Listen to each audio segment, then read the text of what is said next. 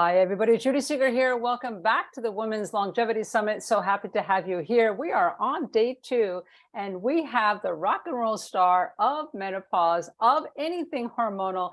Dr. Anna Cabeca is in the house. Dr. Anna, thank you so much for being here today.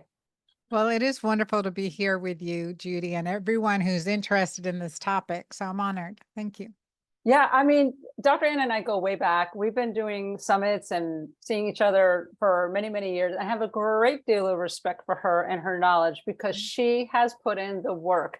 This is no fluff stuff. She knows she's triple board certified OB-GYN. Who does that? Only Dr. Anna. She just goes all out. She wants to know the best of the best, and then she's going to share that with you guys. She's an author. She's a speaker. You've been like on every platform that I've seen, Dr. Anna. You've been everywhere. Very cool. Specialist in all kinds of stuff. And especially what I love, Dr. Anna is known as the girlfriend doctor, and she demystifies all this hormonal stuff where we're so confused.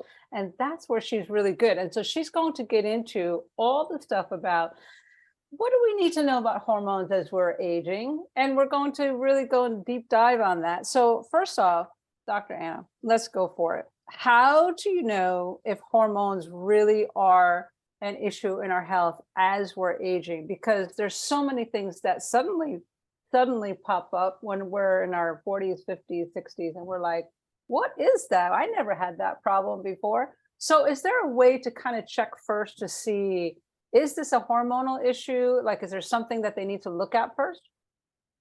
So that's a really good question. I mean, when it comes to hormonal imbalances, and as a physician and teaching and interpreting test results and things like that, I always say treat the patient, not the labs, right? But there are certain labs that can really help us and help us to optimize this transition or identify what's going on. And certainly in looking at cycle day 2, menstrual cycle day 2, FSH, which is follicle stimulating hormone, LH, which is luteinizing hormone, and an estradiol. And if we're, considering fertility, and AMH, which is anti-Mullerian hormone. So when we see these numbers start to shift, if the AMH is really low, if the LH and FSH is high and estrogen levels are on the lower side, then we're like, okay, there's an ovarian reserve issue going on. There's an issue with ovarian function. It could be perimenopause, menopause. And so looking at those markers can help guide intervention beyond hormones, diet and lifestyle, things we know that can improve ovarian longevity to keep us healthy longer. So it is scientifically proven that healthy ovarian function for as long as possible is associated with longevity and lower morbidity and mortality. So there has to be some amount of testing done to figure all that out. And just as a brief overview, those of you who are on here and want to get more information from Dr. Anna, go to her website. We'll have that link. But just as an understanding, what is the best test to get to find out if the hormones are an issue? The best test to get. I mean, there's so many tests to get, I know, but right? what they need to direct, and that's Yeah. where they're confused. That's why we're doing this. It's like they need to have a barometer. There's so many tests. How do they Right. know which one to get? Like, is there some kind of guideline that you would like if somebody came in and say they're having hot flashes, not sleeping well, their memory's going, they think they're having pain in their breast, like, where would you start with them? Yeah, so there's a couple things. So for doing blood work, I would look at a cycle day 2 FSH, LH, estradiol, like on cycle day 2, and I'd look at a cycle day 21 progesterone level. So those will tell us, because if FSH and LH are in the low teens, you're not in menopause. Ovarian resistance is good, but if you're in the 20s, 30s, 40s, and above 40, you're menopausal. So above 20 to, there's that resistance area, but it can resuscitate the ovaries. So that's what I'll look at with blood work. Now, we can look at a full hormonal urinary hormone testing called Dutch testing, but that's not going to give you your hypothalamic or your pituitary hormone levels. Sorry about that.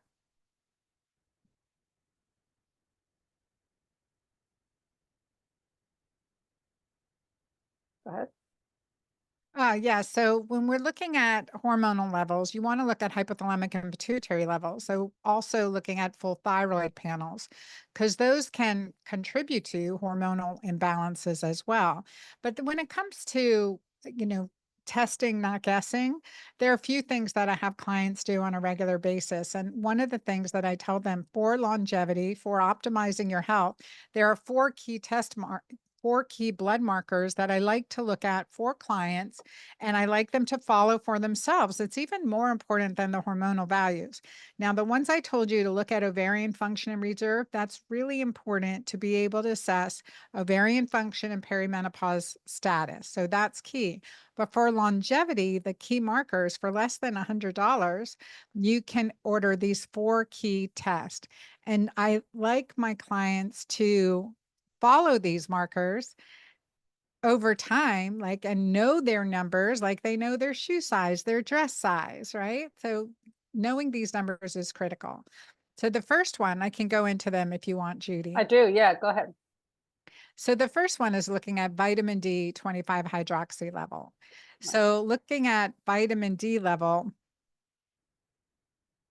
is crucial to um, all hormonal function. If you have low vitamin D, you'll have low melatonin, low oxytocin. Progesterone doesn't work as well. So you need vitamin D, and we want optimum levels of vitamin D. So when we look at a vitamin D 25 hydroxy, we look for levels 60, 50 to 80, and then 80 to 100 in my patients with prior history of cancer. So I have a really question want to. on that. Does it matter with the women, their height, their weight, their size? Does that make a difference with the vitamin D levels? Anything on the physical Well, part? and their skin color, right? Yeah, And their skin color, and how well are they absorbing it? Like, how well can you optimize vitamin D from sun exposure? right. What is your natural rhythm with it? So, I have a client recently who came in and her vitamin D level was 7. And that's like ricket level, right? Like that Wow. is terrible. I mean, it's just critical.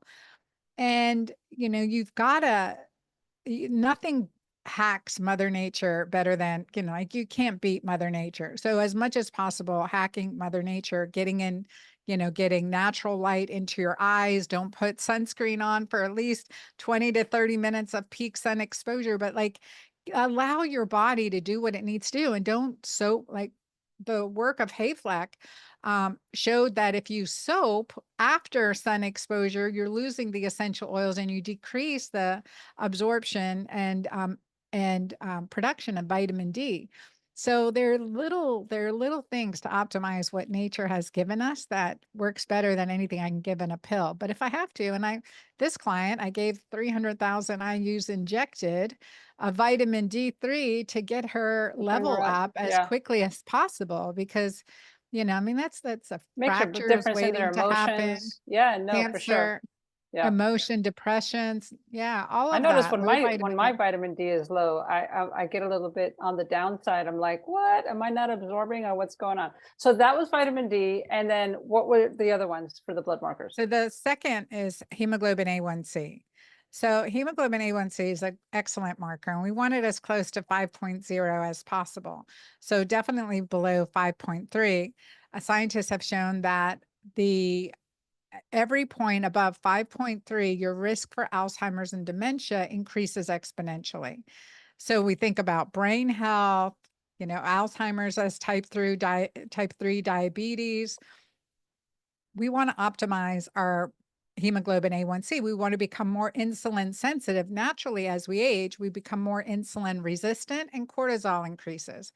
So we have to optimize our lifestyle and our nutritional pattern to become more insulin sensitive and more alkaline, lowering cortisol. So I call this in my programs the keto green way, the keto green lifestyle and nutrition plans, because it increases insulin sensitivity. So bringing that number down is it just is so important to health, and knowing your number and knowing when it, as it shifts over time, paying Like your shoe attention to that. size, everybody. If you know your shoe size, You need to know your blood marker side. So Yes. hemoglobin A1C, awesome. The vitamin D levels, awesome. What's the third one? The third is highly sensitive C-reactive protein. Oh, yeah. So we look for inflammation in the cardiac vessels, early signs of inflammation. And I checked, HSCRP for years. And I remember checking it. And the reason I really insist on checking it for patients, I remember checking in a patient who was coming to me in my clinic, this is years ago, for a routine pap smear. And she was inflamed. She had lower extremity edema, and she had four other providers. She had an internist, a hematologist, a family physician, and then there was me. And so so let me just run some labs because I'm like, it's got to be your thyroid, it's got to be something. And that was part of my panel. Her HSCRP came back as 111. Now it needs to be less than one, y'all. Definitely less than two. And her HSCRP was over 100, 111. I remember Wow. that very clearly. I called her back in. I sat down with her, and then I sent her to a I sent her back to her hematologist, with the suspicion she had cancer, and she did. She had metastatic cancer. So there's no reason to allow someone to get that sick. Yeah. And again, and I'm not taking the responsibility. I want every person listening to this to be individually responsible for their health. Nowadays, you can order your own labs. You can demand testing. You can order it for yourself if your provider won't order it for you, and get those numbers. And the fourth one is DHEAS. The fourth test is DHEAS, and that is a marker of adrenal function. And the higher your DHEAS over time is associated with resilience, less illnesses, less cancer, stronger bones, mental function, mood. I mean, it is a marker of resilience, and DHEAS is critical to keep high. PTSD will drive your DHS, your adrenal markers down. I look at, I do Dutch testing and HUMAP testing, so urinary hormones and salivary cortisol patterns. I look at these all the time, and I can see these flatline or dysfunctional patterns. I mean, you are in disruption with your environment. You're not in harmony and homeostasis, and we want to get you there. So, looking at your DHEA, there's a quick and easy way to kind of look. Okay, is the number too low? Do I need additional adrenal support? And this is where adaptogens come in, like maca, for instance. We've seen improvements in DHEAS by 70 to 200% in just 2 to 3 months of taking 2 scoops a day of Mighty Maca Plus. So we see an improvement in that, and you want to support your body's own natural production. So oftentimes I see a client and they say, oh yeah, my DHEA was low. I started taking DHEA tablets. And I'm like, great, but what did you do to support your own natural DHEA production? That is critical part of longevity, restorative longevity. And so like looking at those markers as the bare minimum, not expensive, under $100, you can get that testing, and following them over time is going to help you with blood sugar control, insulin sensitivity, adrenal cortisol stress patterns, inflammation, right? And vitamin D, how all hormones need to work in your body, necessary for receptor sites of all hormones. So you kind an immune system, right? And an immune boost. So those just at the bare minimum are important to look for longevity. And then the other ones I mentioned, looking at hormonal status. But when we're looking at a full hormone panel, Judy, I'm like going off on lab testing right now. I teach this in my Magic Menopause program. There's like a couple hours of intense discussion on Because it's important to understand. Yeah, it's exactly understanding your right. Nobody lab explained it. test. Yeah, this is Yes, great. No, go for it. and yeah, and so when we look at a full hormonal, like when I look at a full hormonal panel, you know, I'm always looking at a full thyroid panel. So Right. TSH, free T3, free T4, reverse T3, thyroid peroxidase antibodies, antithyroid globulin antibodies at minimum. I'm looking at this, and so that's part of it. I'm going to look at also your estrogen. So depending, if we're doing day 21 labs, I'll typically look at peak hormone levels, specifically for progesterone during that time. And we'll be able to see what your hormone levels are. But now we don't do an FSH and LH at that time. It's best to only do that around cycle day 2, or if you're not having periods, they can be done at any time. And lab testing is questionable on birth control pills. So I usually have patients, if they've been on birth control pills for whatever reason, stop for 2 to 3 months and then do testing. So, so those are caveats. There's so many. That's why it's like a few hour discussion in my program. But it is, so looking at testosterone free and total testosterone, and looking for that, as well as sex hormone binding globulin. Sex hormone binding globulin is really interesting because it's kind of like the taxi the taxi that's scooping up all these hormones, scooping up testosterone as it goes. So you have some that's free roaming the street, and you have some that are bound. And that is why sex hormone binding globulin is important. In people who are really insulin sensitive, that number can be really high. And so you want to pay attention to that. And for those who are really insulin resistant, like our PCOS clients, that number can be really low. So that means there's a lot of free testosterone circulating. And so better, stronger muscles, stronger bones, but sometimes acne or facial hair. So, you want to look at that number, sex hormone binding globulin too. And then, of course, DHEAS, estrogen. And I typically will look at total estrogens and estradiol in the blood if I'm looking at blood markers, specifically here, of course, and progesterone level at that point, as well as pregnenolone. I like to look at pregnenolone because those are two mother hormones. And then when we're doing a cholesterol panel, to look at a full cardio IQ or breakdown of the cholesterol beyond LDL and HDL, but to look at apoprotein B,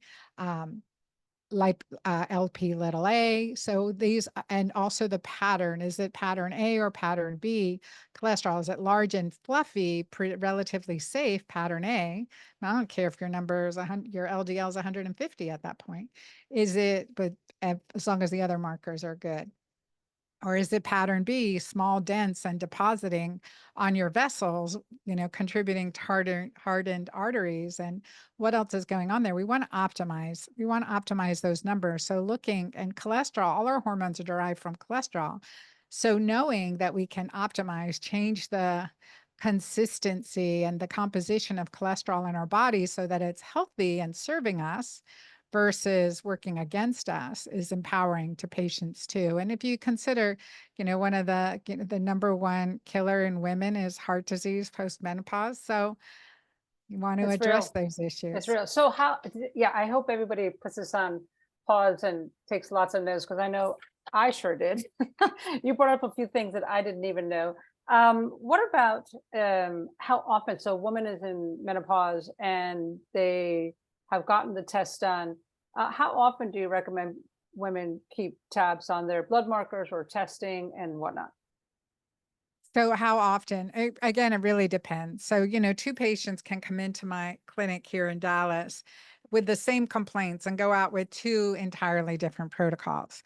So it just depends on where you're coming in at. Say, for example, a client I saw recently, she's initial visits virtual. So I'm looking at what labs she's had done recently. What were the timing of those labs? What are some indicators? Where do we need more investigation?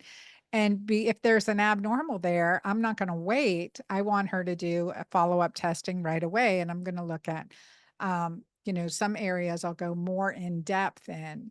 So in that case, but typically, say, for example, if a client comes in and I'm looking at, hormone test results, I usually will start with blood work because I can get those results really quickly. Plus, I'm looking at the markers that I can't get in urine or saliva, such as our thyroid antibodies and, hemoglobin A1C and vitamin D levels, et cetera. So start with blood and cholesterol. So, and I do typically I'll do a complete cholesterol breakdown. It's called an NMR if you're using LabCorp, or it's cardio IQ if you're using Quest or Berkeley Heart Labs or Boston Heart Labs, assessment. Those are the three different terms that are most commonly used for this testing. So I will address those markers, and usually will initiate treatment and always do like my core. You got to follow my Keto Green 16 program that's in my book. Start you on the foundations. Part of my core foundations is my Mighty Maca Plus supplement. So I'll start them on that. And if they need additional support, I put them on balance. If they're over 40, the Julva is preventative and beneficial. So I like those are kind of my 3 core supplements and have them follow the Keto Green 16 plan because I know I'm improving insulin sensitivity. I'm decreasing inflammation. It's a hypoallergic diet, rich in cruciferous with medicinal menus. So to support phase 1 and phase 2 detoxification, and I just see incredible results. So Right. part of the foundation is what I'll have them do, and I'll have them follow up for blood results. At that point, they've followed what I've recommended. They're already doing better. They're sleeping better. Their hot flashes have resolved. They have more energy. They're already feeling better. And then we go over the lab work and look at what do we need to do to fine tune you in the future. So do we need to, focus on sun exposure? Do you need to be using blue light blocking glasses that I was wearing here in front of my computer? But they were showing the glare of my thing. So anyway, so blue light blocking glasses to decrease,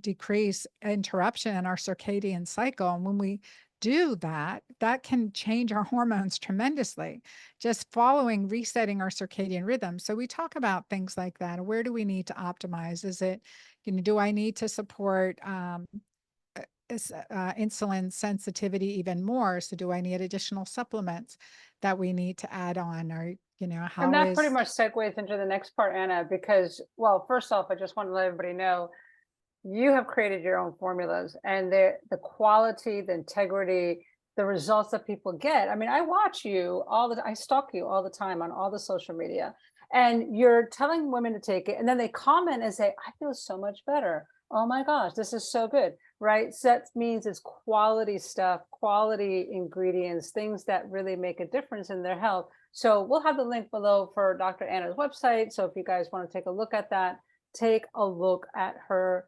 formulas. They're really fantastic. But in the meantime, you have been talking and just want to segue right into that about hormonal imbalance and what can the women really do practically? You named a bunch of stuff really quick, but let's deep dive a little bit into it. So people come in, women comes in, you see the test results and you see that, okay, they have this off, this off, this off.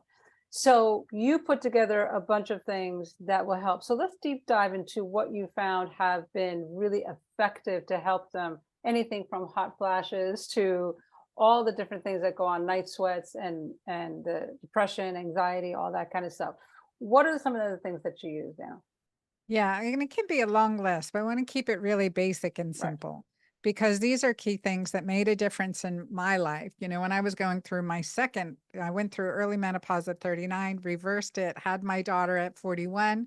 Then at age 48, I was going through the second, like brain fog, crazy. I was just literally, weight gain 20 pounds overnight without doing anything different. And that's where I developed this regimen, that what I call the Keto Green. That's what I've written 3 books on now. So, and my programs are based off. So I want to share with you some really core foundations that make a difference. And they just, I mean, it does, it will change your life.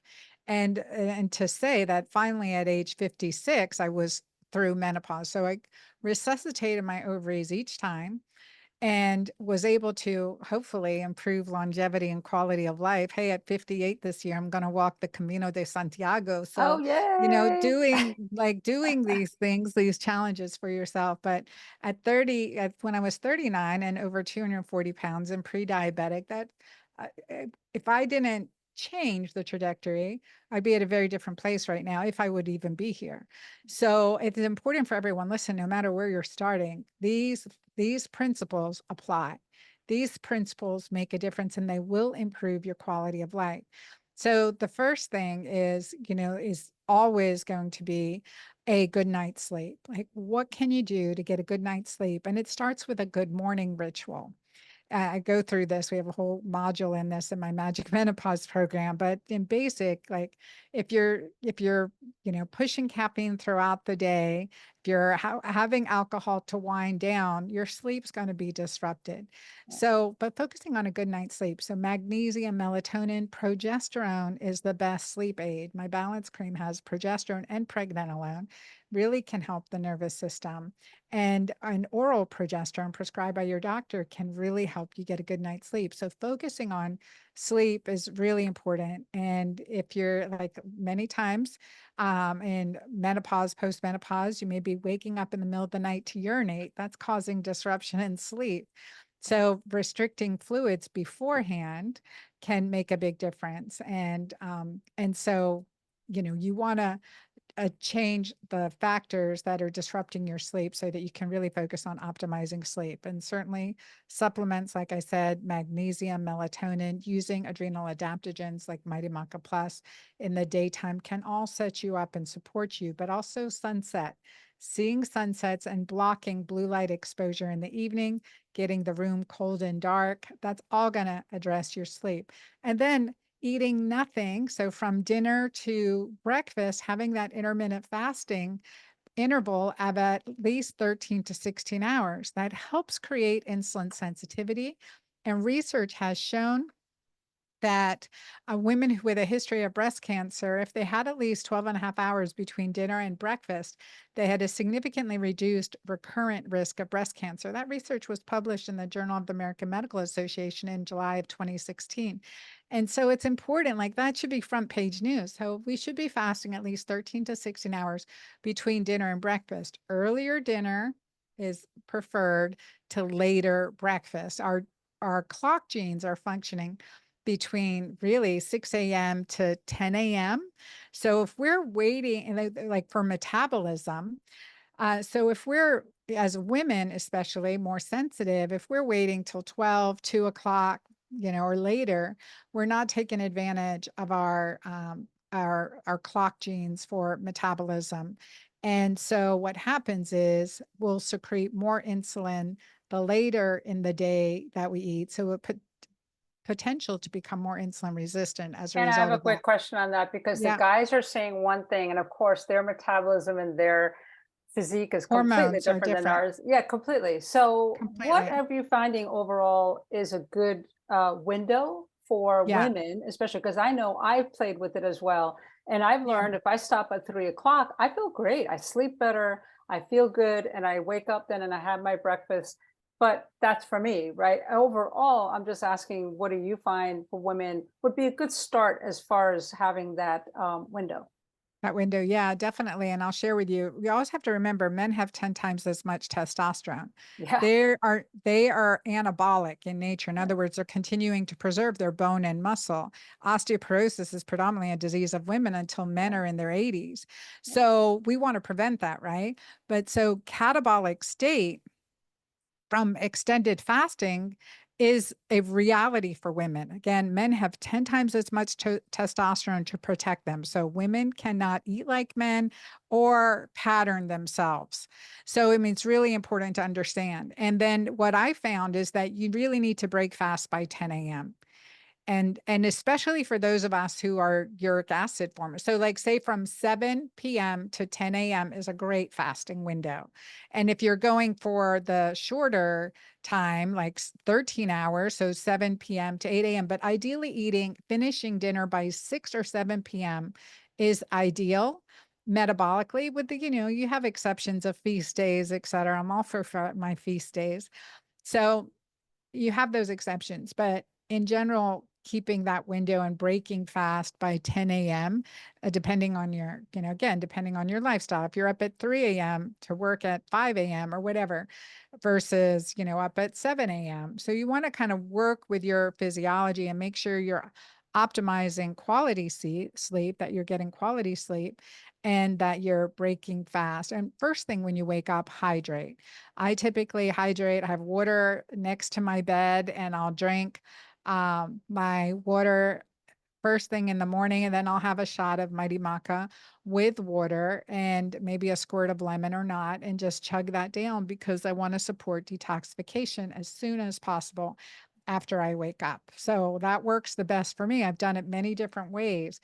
And what I found, Judy, and this is really important because I write about this in my book Menopause, but what I found is that when I was extending fasting, till 2, 3, 4 o'clock, or just, one meal a day dinner, I was forming so much uric acid. I didn't know this at the time. Like, I was doing yoga class and my left big toe was really tender. And I later put it together. That was because I was making so much uric acid. And because I have, like, say, I have PCOS tendency, I have the genetics to help me survive famines, as long as they may be, right? I have that warrior physiology, that survivor physiology, that I'm forming uric acid, and that puts you in a metabolic stall. And so was gaining weight from doing that. Yeah. And I think that's really important to understand. Again, you want to work with your physiology, not against it. Test, don't guess. On our urine test strips, I added the uric acid test strip for that pH, ketones, and uric acid to Yeah. check every time you use the bathroom and see what's happening. It's And so it interesting you said that, Anna, because this last year I had the same thing. I was getting the pain in my toe, and I was like, where is this extra uric acid coming from? And I had to change my hours a little bit when I ate and what I did. And sometimes now I have to eat a little bit, but my latest will be at 5 o'clock because I can't whip it all the way around to get through. So I'm like, okay, that as soon as I did that, I slept better. I woke up better. I had a good breakfast. I usually eat at 7 or 8, and I felt fantastic. But see, that's me. You have to test it a little bit, right? But Yep. not eating so late at night and hydrating in the morning. Oh my God, ladies, I keep the bottles around too. First thing in the morning, big uh, container of water. Let's talk a little minute about stress, Anna, because what happens is so many times women will say, okay, well, I could stop eating at 6. That's not a problem. But then they sit around with their family and doing the, Netflix and chill, and they're eating more because they've been stressed out and they're having wine, thinking that's going to relax them. So, what are you seeing? I have seen a tremendous amount of difference in stress with women and how it's affecting their health and hormones. What are you seeing as well? And then what can they do to reduce that stress so it doesn't affect their hormones so much?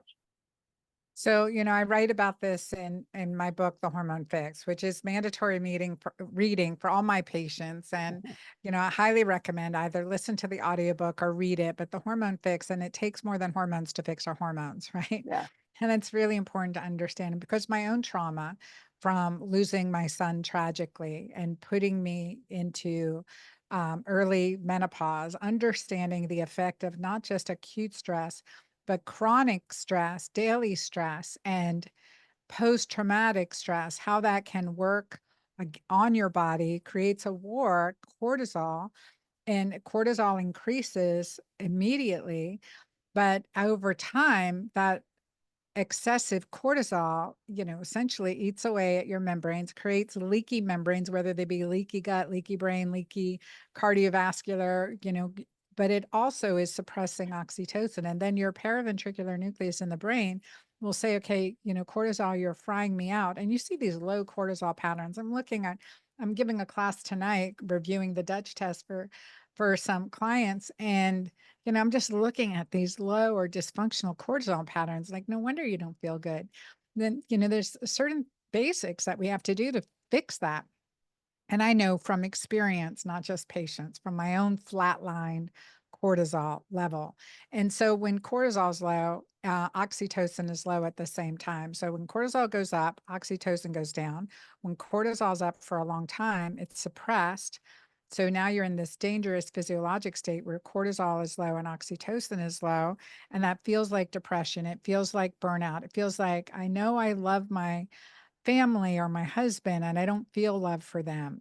Or I know I used to love going into the office. Now I don't feel like it. And you gradually isolate and experience depression. That's that physiology. I know it. I've been there.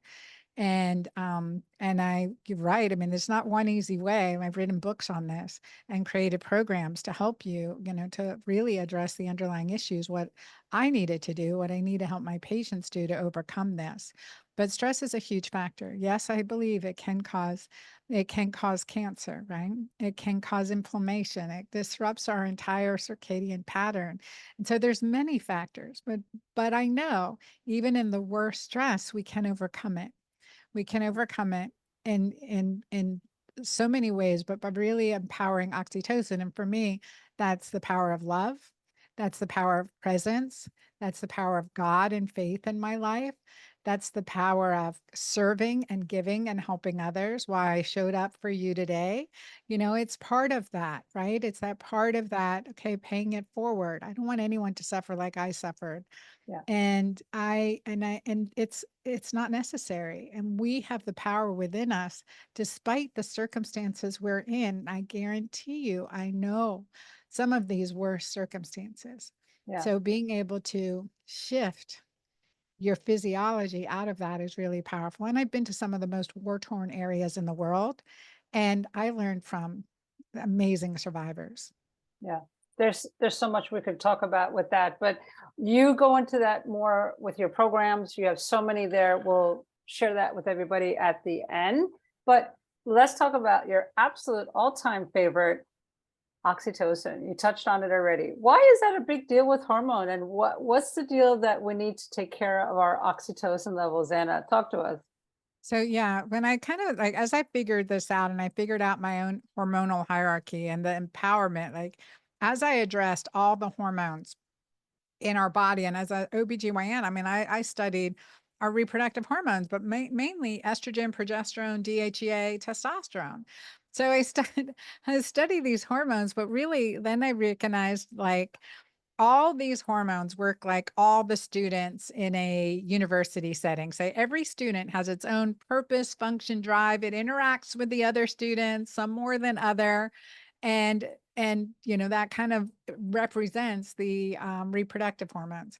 And then you consider governing hormones. And I learned this through my own journey, through my own crisis, right? The governing hormones are insulin, cortisol, and adrenaline, right? So our fight and flight hormones and so insulin is a regulator for our reproductive hormones. If we're insulin resistant, there's havoc. Testosterone's abnormal, progesterone's abnormal. I mean, we see a lot of dysfunction.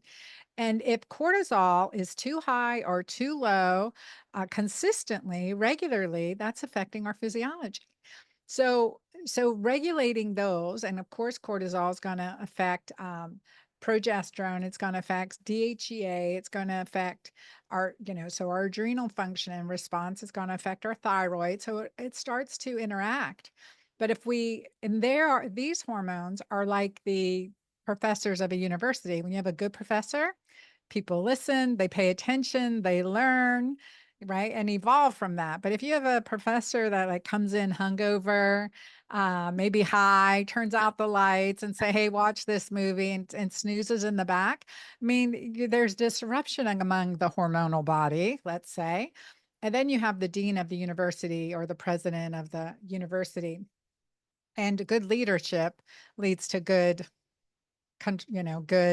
professors, good student body. So oxytocin is that leader. And in our life, oxytocin is the most powerful hormone. Now, as an OB-GYN, I, administered oxytocin, and many of you listening may have received IV oxytocin. So you're thinking, really? Yes. If you received Pitocin in labor, that's oxytocin. That's IV oxytocin. Now your body produces oxytocin that helps support and initiate your labor amongst another few hormones. But oxytocin is key. It increases contractions. And so that's why we'll give you, if you need it, Pitocin to kind of speed up labor if it's feeling retracted or prolonged, or as an OB, we have something to do and we need to get home. I don't know, but no, seriously. So if there's an indication, we give you IV Pitocin and it increases your contractions and speeds up your labor. ideally. And then you deliver this beautiful baby and your body's produced oxytocin. You may have received exogenous oxytocin, and you hold this child and you experience the love that surpasses all understanding. You really like, as much as people can say, oh, you're just going to love your child, just feels like amazing experience. You see this child and you can feel, oh my gosh, this was amazing. Our body's been designed for that bonding and that connection so that we, as mothers, as fathers, as family members who are in the room with us, they benefit from that increase in oxytocin all the way around, but certainly the maternal child bond. Oxytocin is a key aspect of that maternal child bond. And so then you also, because it's an analgesic, in other words, it's a natural pain reliever, and it's amnestic, you forget, you're like, oh, well, let's have another child a few years later. And that's because of those, you forget about the pain and the all the issues that cause. So that's the benefit of that's among the most common benefit of oxytocin, but oxytocin is a hormone of longevity. I use it in my long COVID patients. I use exogenously, but I encourage everyone to make oxytocin naturally as much as possible. In both my Magic Menopause program and my sexual CPR program, I talk about this extensively. So it is about creating, your natural oxytocin levels. And that's through, being with friends, loving, intimacy, orgasm, connection, having a pet. I mean, doing things you love with people you love doing them with. Also from giving, from being generous and gratitude are all ways to increase oxytocin, and it directly counteracts cortisol. So, um, Anna, you're doing the exact same thing all the other speakers. We're not just saying, oh, take a bunch of supplements. We're not saying you got to eat these specific foods. Nobody's saying that. They're all saying exactly what you just did. It's connection, it's the love, it's the sexual intimacy. Those are things that nobody's talking about and are absolutely vital for overall health and longevity. That's the whole big thing. So many women I'm hearing have lost their purpose and not just depressed, but they've like lost their purpose. And I'm like, oh, that is so sad. You're waking up sad and you don't know why to get up. And the big part of that is their hormonal imbalance and to get that back. So Anna, talk to us a little bit about now, you've been touching on your programs, which I think are really awesome. But talk to us the big one about the menopause masterclass that you have and what that entails and what the women will get out of that. Yeah, so I think what we're offering for your group is our 10-day breeze through menopause masterclass. Right. And so that's quick snippets. You kind of get a taste of my teaching style, but I want to really empower you with bits of information every day. And it's for 10 days, as well as a full 10-day keto green menu and in support. So the 10-day breeze through menopause masterclass, you just start it and take it. And refer back to it. So you'll be able to do that. So breeze through menopause masterclass, whether you're before, during, or after, I promise you the principles that I teach in that class are the foundations, are the core, again, like every good cathedral needs constant renovation. And if our body is the cathedral of our spirit, I like the word cathedral instead of temple, just more ornate, right? Yeah. And, it gives you an idea. It needs constant repair and a good foundation. So to support us, we need that good foundation. So I teach you that very quickly in 10-day breeze through menopause masterclass. And that link is going to be below you guys. We're going to have a resource page to get a hold of that. Anna, this is awesome. I hope everybody who listened and watched took lots of notes. Go check out her masterclass. Go to her website. It is chock full of information. Her products, everything that's on there is stellar. I've watched Anna grow over the years, and it's just gotten better and better and better. So you're going to get exactly what you're looking for when you go to her information stuff and take a look to see, well, let me see, which one should I get? There's so many I could choose, right? So go look and go choose one. And you're going to be, you said you're going over to the Camino de Santiago. When are you doing that? July 4th. July 4th. Well, have an awesome time and go get refreshed and renewed, my friend. I really appreciate your time, your wisdom, your experience. It's been really awesome. Oh, it's always a pleasure. And thank you for what you're doing. I know this is no easy task, and I appreciate you getting the word out. So, Thank you so much. Yeah, this is a big project, but it is done with love and gratitude for all of you who stepped up as well as speakers. So thank you. So all of you who've been watching, thank you so much for being on here. Stay tuned to the next episode. We have a lot more coming up. We'll see you there.